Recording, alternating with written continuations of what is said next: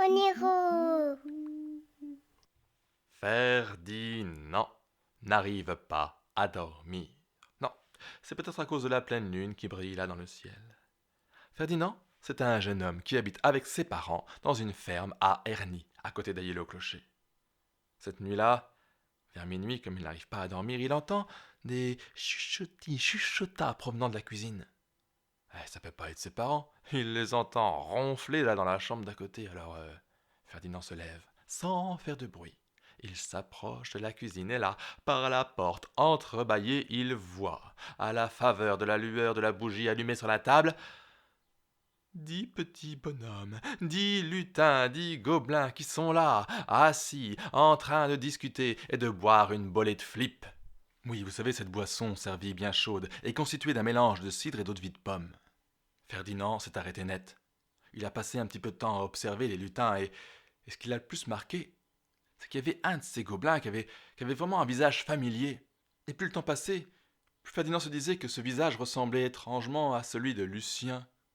Lucien, c'était son petit frère, celui qui était toujours en train de courir dans les prés, dans les champs, à se faufiler à travers les haies, à grimper dans les arbres. Lucien, c'était celui à qui on disait toujours Mais arrête donc d'aller jouer auprès de l'aubépine là-bas, qui est au bout du pré en direction du moulin Henri. Non, tu sais bien que cette aubépine-là, elle est hantée par les fées. Et puis un jour, il y avait de ça au moins 4 ans, le petit Lucien, il avait disparu. Personne ne l'avait jamais retrouvé.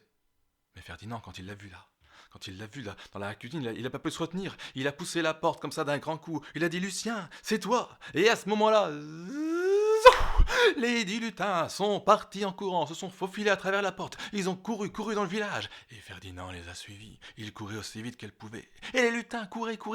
Ils sont allés jusqu'au centre du village, là où il y a une grande mare. Et là, dans la nuit, Ferdinand les a perdus de vue. Il a juste entendu les petites voix qui disaient À la pleine lune, à la prochaine pleine lune. Et tout à coup, flap, flap, flap, flap, flap, flap, flap, flap, flap, flap, flap, flap. Il a juste vu 10 canards qui s'envolaient dans le ciel nocturne. Et puis, plus rien. Ferdinand n'a rien dit à ses parents, il n'a rien dit à personne. Mais à la pleine lune suivante, oh oui, pendant la nuit, il s'est caché aux abords de la mare. Et vers minuit, il a entendu flap, flap, flap, flap, flap, flap, flap, flap, flap. Et là, une dizaine de canards se sont posés sur l'eau. Les canards sont venus sur la berge. Les canards ont enlevé leur peau de plume. Et sous chaque peau de canard, il y avait un lutin, un gobelin. Et celui qui avait la même tête que le petit Lucien, il a dit à ses camarades comme ça Allez, venez, je vous invite chez mes parents, on va boire une bolée de flip. Et les lutins sont partis comme ça. Ferdinand, il est resté là. Et il a attrapé la peau de canard qui appartenait à Lucien. Il l'a prise et il l'a mis dans un sac qu'il portait sur son côté. Quelque temps plus tard, voilà les lutins qui reviennent, et chacun reprend sa peau de canard, et flap, flap, flap, flap, flap, flap, flap, flap, flap, flap, flap, les voilà qui s'envolent, mais celui qui a le visage de Lucien, il reste là. Il ne retrouve pas sa peau de canard, impossible de s'enfuir. Et c'est là que Ferdinand arrive, et qui lui dit Tu es mon frère, je te reconnais, viens, je te ramène à la maison. Imaginez la joie des parents quand le lendemain matin, ils ont retrouvé leur petit garçon. Oui, seulement c'était un lutin, Lucien. On a appelé le médecin pour voir si on pouvait l'allonger. On a appelé le curé pour voir si avec une eau bénite ou quelque chose on pouvait lui faire retrouver sa taille normale, mais rien. Et le lutin Lucien n'était pas en très grande forme. Jamais le sourire, pas d'appétit. Et à la pleine lune suivante, figurez-vous que Ferdinand n'arrivait pas à dormir. Et il a entendu, venant de la cuisine, des chuchotis. Alors, il s'est levé. Et encore une fois, la porte entrebâillée, la bougie allumée sur la table, et 10 petits gobelins là, en train de discuter. Et Ferdinand a écouté. Et Ferdinand a entendu. Et il disait comme ça T'inquiète pas, on va te sauver, on va te délivrer. Tu sais, ton frère a pris ta peau de canard, mais nous, on sait où elle est.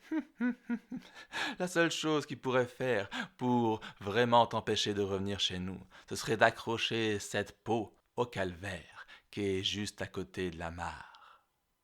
Bien sûr, quand Ferdinand a entendu ça, il s'est dépêché d'aller dans sa chambre, de récupérer la peau de canard. Il est allé jusqu'au milieu du village, là où il y avait la mare, là où il y avait le calvaire. Il a mis la peau de canard là, tout en haut de la croix.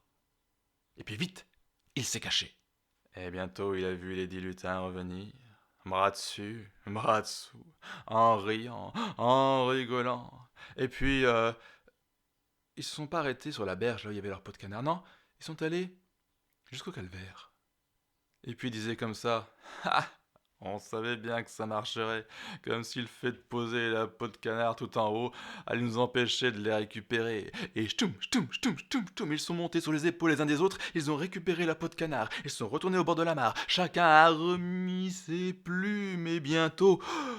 Flap, flap, flap, flap, flap, flap, flap, flap, flap, flap, flap, flap, flap, flap, flap, flap. Les canards disparaissaient dans le ciel nocturne.